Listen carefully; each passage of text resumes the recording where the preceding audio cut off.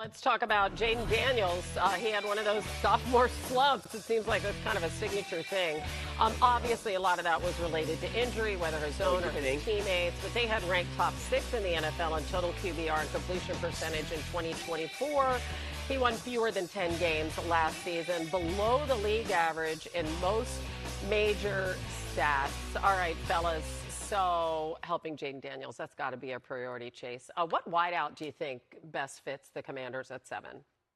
Well, because Carnell Tate's going 5 to the Giants, I'm going to go with another receiver, Makai Lemon. Look, I was rewatching his Iowa game for USC, and I'm telling you, when I watch this guy go out there and play, he's a running back with a linebacker temperament.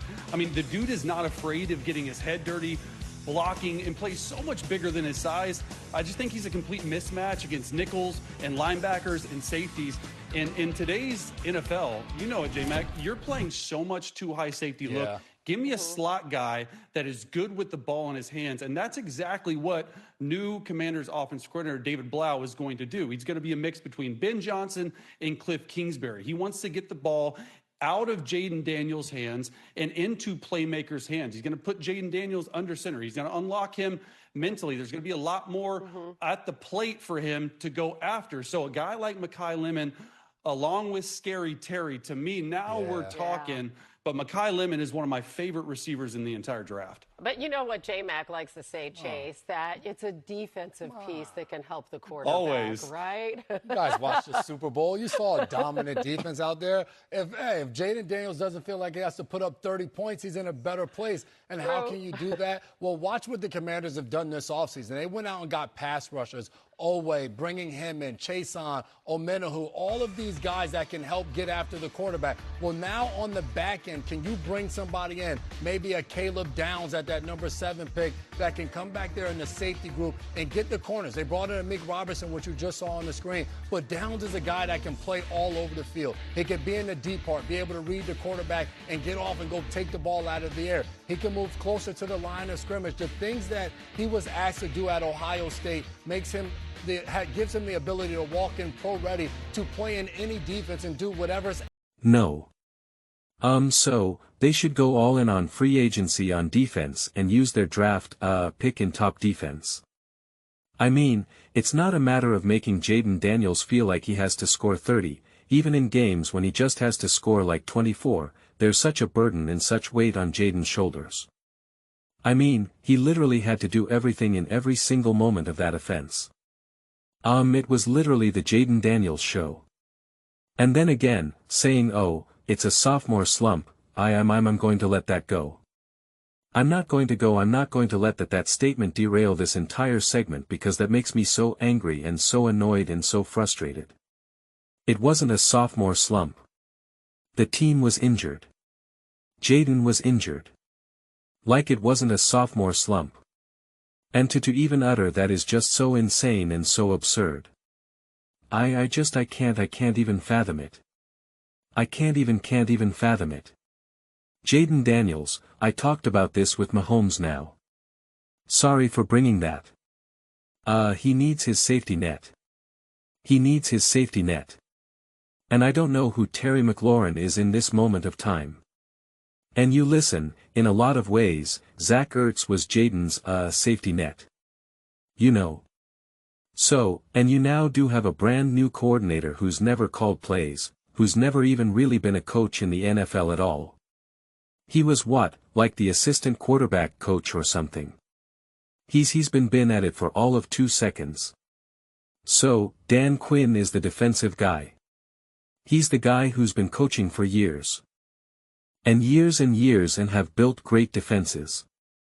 When you bring in a new coordinator, especially a brand new young coordinator, do everything you can to support that coordinator. Do every single thing you can to support that coordinator and make things easier. You're the defensive head coach. Take on that burden. If you can't find a way to make this defense legit within, you are the wrong man for the job. You are the wrong man for the job. I mean, you had Jayden taking a beating in year 1 and year 2. That needs to change. Obviously. And so, you have to do everything you can to support and just say, oh, well, it'll be easier because you won't have to score as much and this and that. How'd that work out for the Kansas City Chiefs? They had a great defense. They were holding teams to like 20 points, 19 points, 18 points. How'd that work out for them? Also, it was the Patriots' offense that completely was non-existent. They had an awesome defense. Their defense was great. Their defense literally kept holding the Seattle Seahawks to field goals. It was field goal after field goal after field goal after field goal. They couldn't score. They couldn't protect Drake May. And Drake May was not great.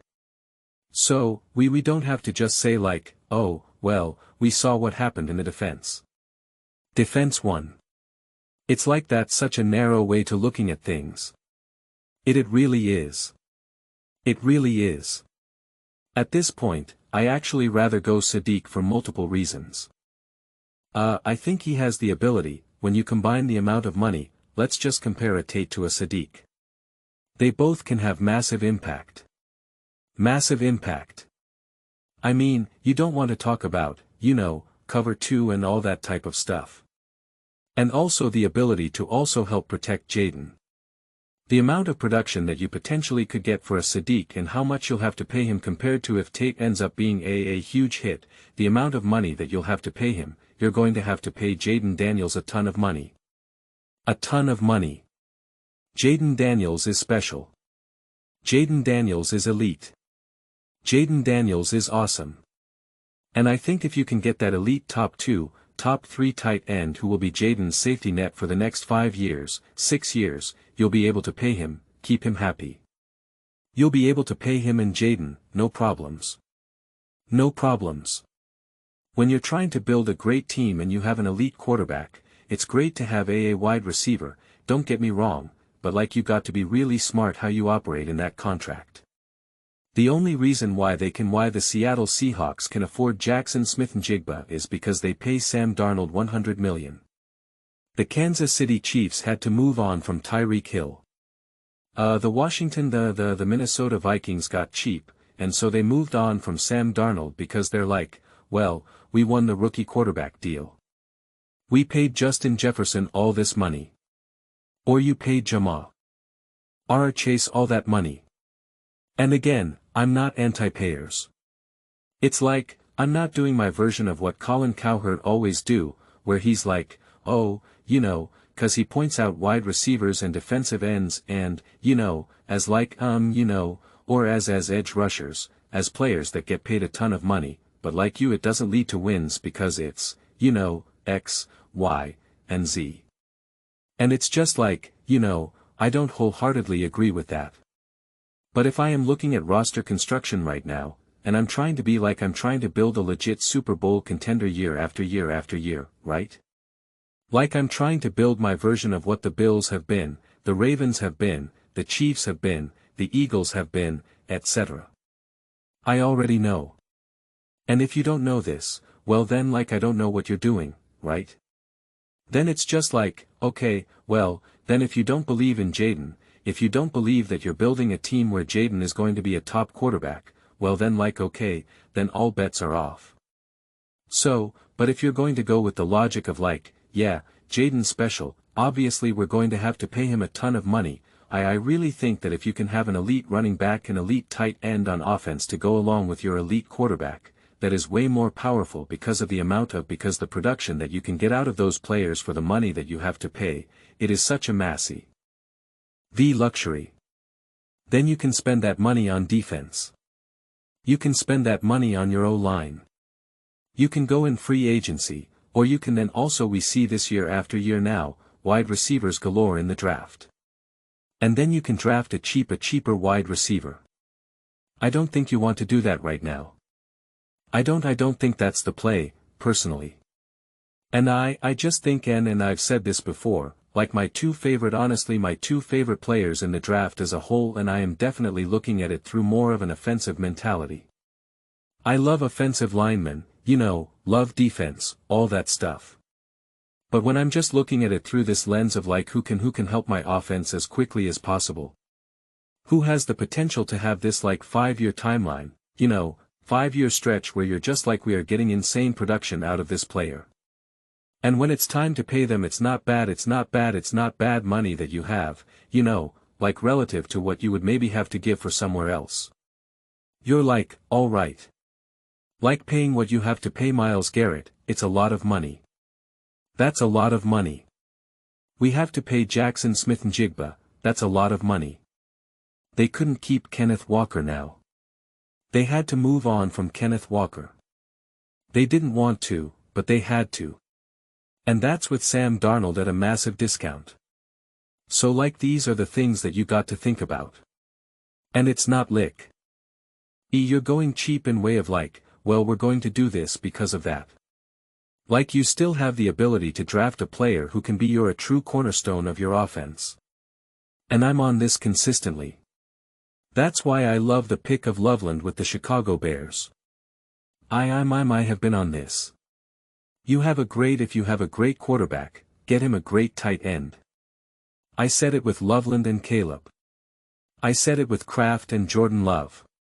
And I keep obviously referencing the two best examples we have of Mahomes and Kelsey and Brady and Gronk. There's magic there. There's consistently magic there. And again, the production you get for the money that you spend you can't beat it.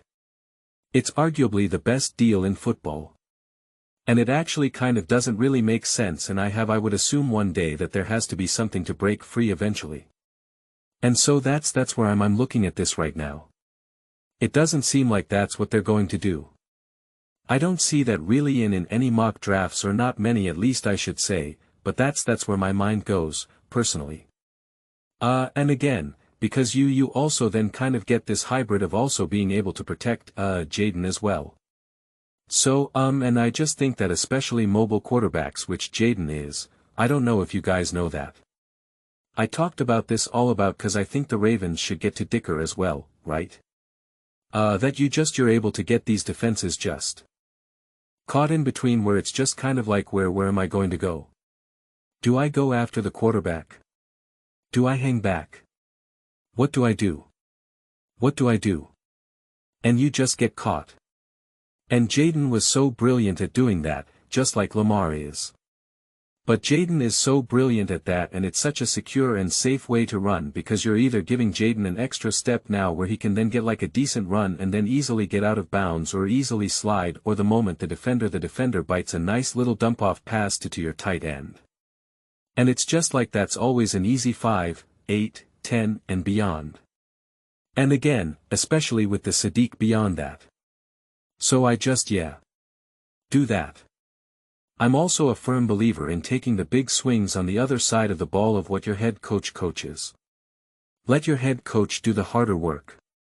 Once you get that side of the ball established, then you can take your swings on defense. And I've been very disappointed with Dan Quinn defensively. And he's also tried to be more of like a walk-around style coach and whatnot and it's just like I don't know, man. That's not what I signed up for with the Commanders when Dan Quinn first got there. Like that's like I'm there for you to build a great defense, something that you've done in multiple places. And you've been awesome at finding the value and maximizing talent. Like that's what I'm looking for here. And again, NT out in free agency, etc. etc. Last year was a lost year. You have to support your quarterback in a way that's not just we just want him to he won't have to work as hard because we won't have to score as many points. It's like, there's an argument for that in at different phases of teams in different stages of people's career and at different moments with with different coaching quarterback combos. Again, like that can work with Mahomes. And again, though it didn't it did until it didn't. But that's a different conversation when you have Andy Reid and Patrick Mahomes who have been together at that point for years and Mahomes has been in the league for years and Andy Reid has been in the league for decades. And you're like, okay, we got it. It's year 3 really if we're being honest with ourselves. Year 2 with Jayden at this point. Year 1 with a brand new coach who's never actually legitimately coached in the NFL. He was on the practice squad for, it was like, oh, well he was with like Ben Johnson. It was like, oh, on like the practice squad for 5 minutes.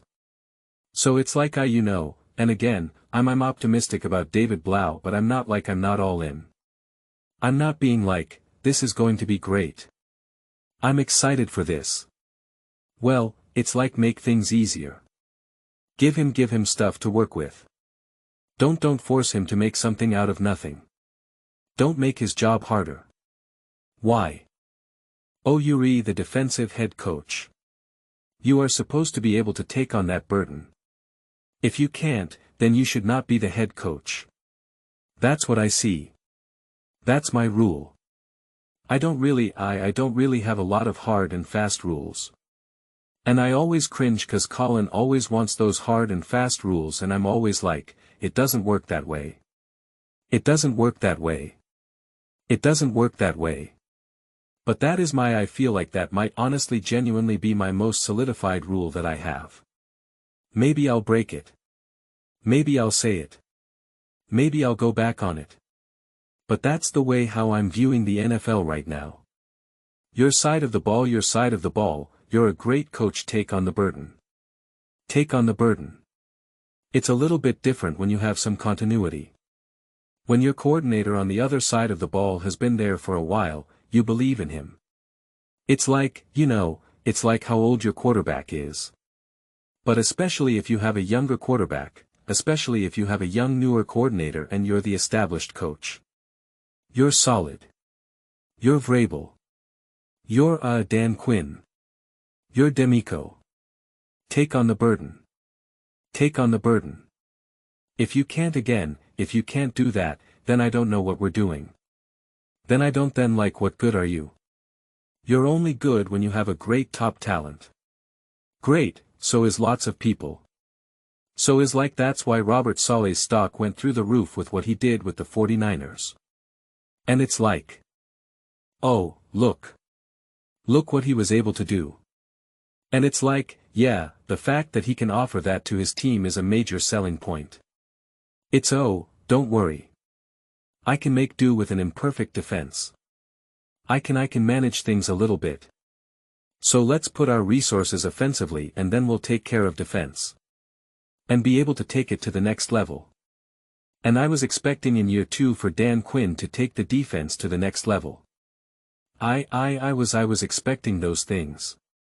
And I talked about like, okay, it'd be great with Jayden Daniels' legs and whatnot to be able to get a great defense and control the clock and blah blah blah blah. I'm a fan of all that. That's not how year 2 unfolded. And now you fired your coordinator. Now you have a new coordinator. Jayden Daniels can't stay healthy.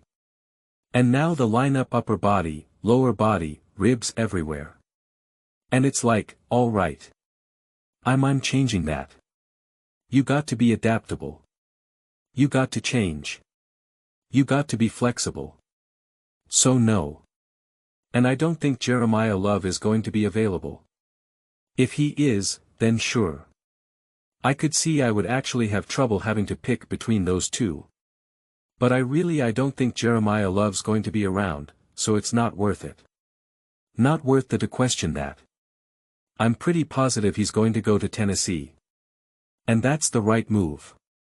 My whole rant that I've given about, offense defense and that I gave the same rant about Robert Saleh and Brian Daboll. Bree.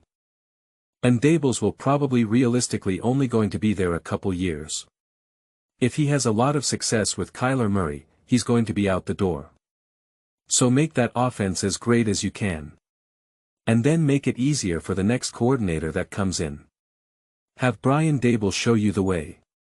And figure out, is Kyler Murray your franchise quarterback, yes or no? Robert Saleh, you're a great defensive coach. We'll get you those guys eventually. That's where it is with the Commanders. Let me know your thoughts in the comments below.